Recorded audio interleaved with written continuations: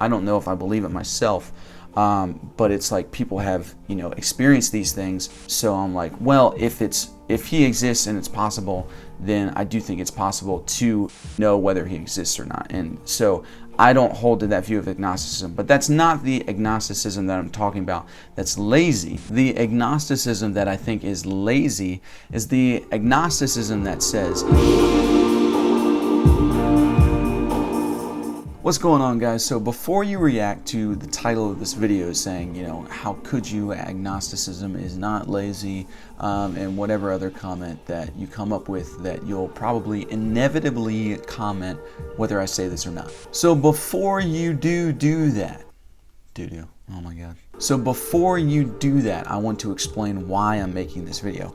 So if any of you have been a part of my live streams on Friday nights, a question that I get a lot is, are you a Christian? And I always answer no. And then more answers come out of that as like, okay, well, what do you believe? Why do you believe this? And all this kind of stuff. And something that I've said is, I guess technically, this is what I've said on my live streams, and anyone who asks me, is that I said technically I guess I'm agnostic, but I'm more of like a skeptical agnostic, and I hesitate to say that because I think agnosticism is lazy. And so I've been thinking a lot about this, and I just kind of wanted to explain why I think that. And actually, the more that I searched into the difference between atheist and agnostic, I realized that apparently this is a thing. This is a very controversial thing. And so I looked up just some of it, the main differences between the two, and I want to explain where I'm at and also why I think a type of agnosticism is lazy. So as I was looking this stuff up and the differences between agnostic and atheist, I came across the Dawkins scale. And if you're an atheist watching this, I'm sure you all know, I'm sure everybody knows who Richard Dawkins is.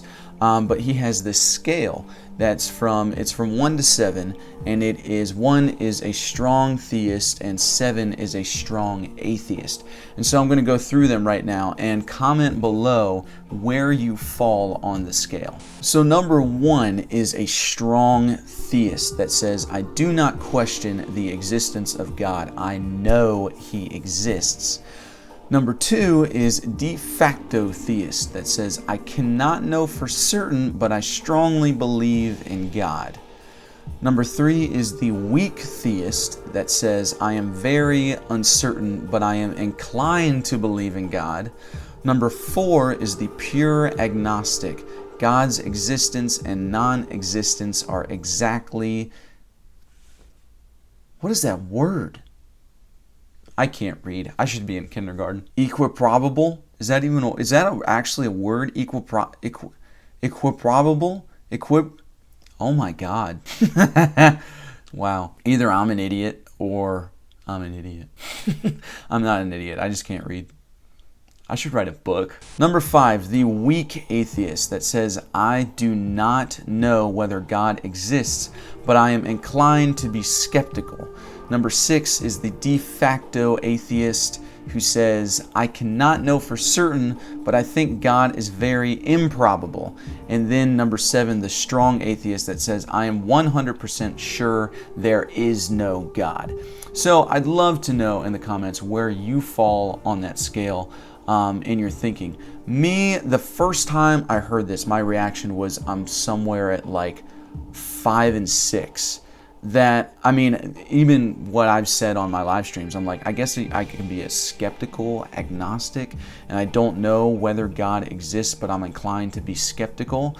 And then there's a distinction here, because this is a debate of what's the difference between agnostic and atheist, and what is true agnosticism versus what is true atheism, which is pretty clear what true atheism is. Wow.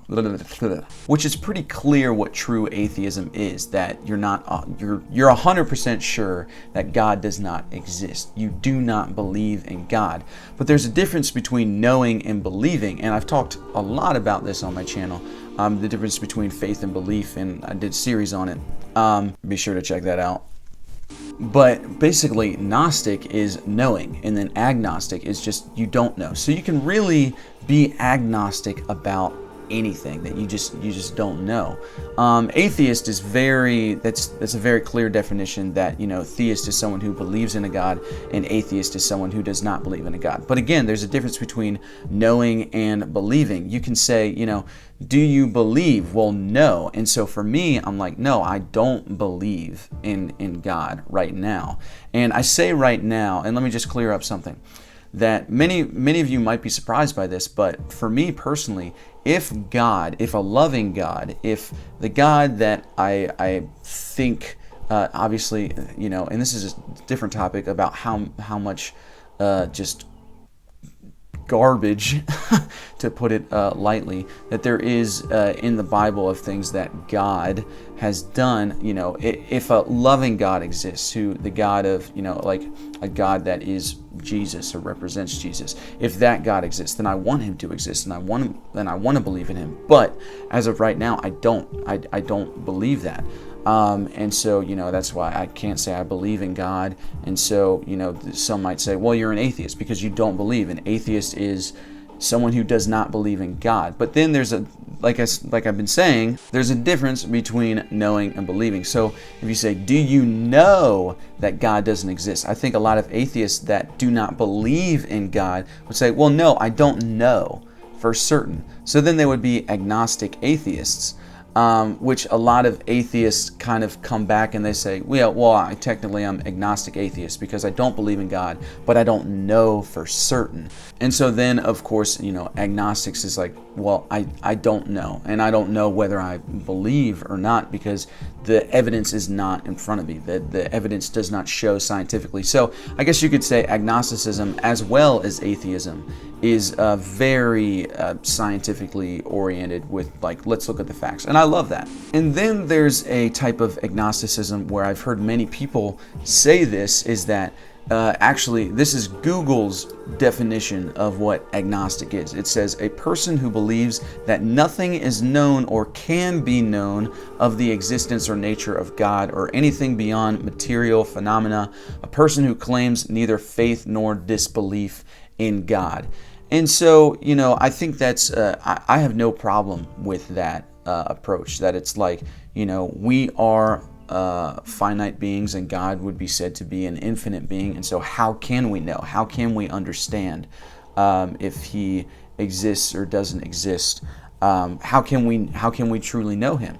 The reason why I don't subscribe to that is because, like, there's, say, out-of-body experiences, near-death experience of these things that people have said to have happened, and more people than just a couple. Like, this has happened. It's I think I found some website, I can't, this was just all along my studying and everything that I've done, that I've came across this website that said that, like, a person in their life, like, it can happen, a near-death experience or out-of-body experience, like, at least one time in their life or something like that. And so it's not common, but it's not uncommon among humanity.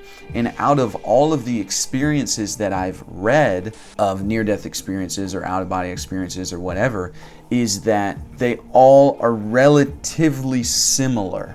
Like, and so an argument, like the philosophical arguments that atheists make, that it's like, well, a loving God who lives up in heaven is just as like, we don't know if he exists, so it's just as probable that there's a big bird up in heaven that's running all of it. Where I'm like, okay, philosophically, yes, that makes sense, but looking at the evidence of what's shown, of course it's not empirical evidence or definitive evidence, but it is some sort of evidence, whether it be subjective or objective. It is still evidence that something is going on. And out of those things that are going on, there is connecting points.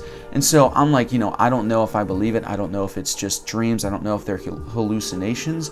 But I don't think that we can make an argument that is saying, well, this is just as probable. I don't think that's an argument. But back to my point about this stance of agnosticism, is that if people have experienced it, then I don't think any of us, if God exists, will ever know God fully in that sense. or in whatever sense that you picture knowing him fully, whatever that looks like. But I do think that if he exists, that we can know him based on the subjective experiences that kind of line up together, that people have had. And so that's why I don't hold to that view of agnosticism, that it's like, well, if God does exist, then we can't know him or anything about him. Because I do think, I've met people, know them personally. Well, I don't know if I believe it myself, but it's like people have, experienced these things. And so I'm like, well, if he exists and it's possible, then I do think it's possible to know, not fully, but to know whether he exists or not. And so I don't hold to that view of agnosticism, but that's not the agnosticism that I'm talking about that's lazy.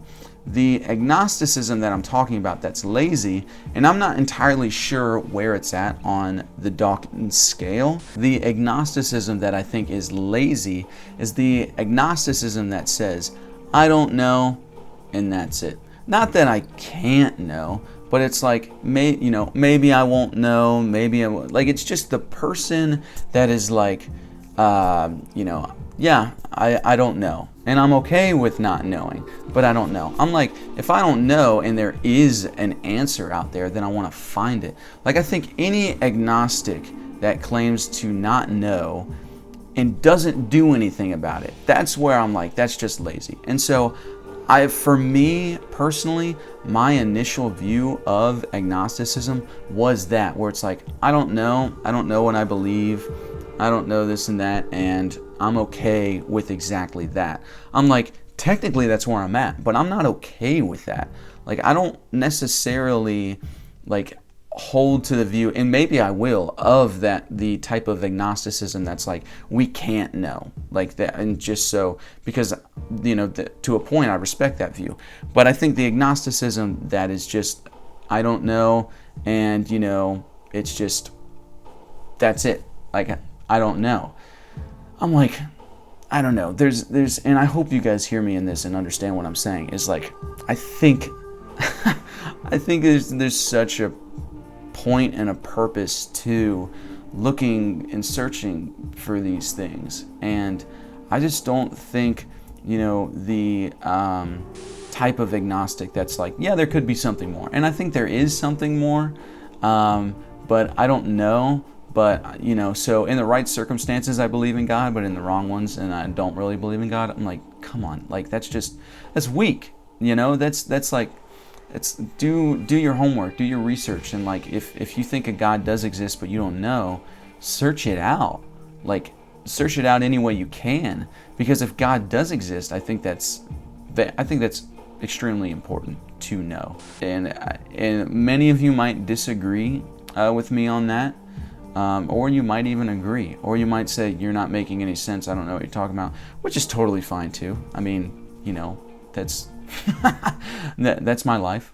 So I hope this was educational for you all, and I would love to know where you fit on that scale of 1 to 7.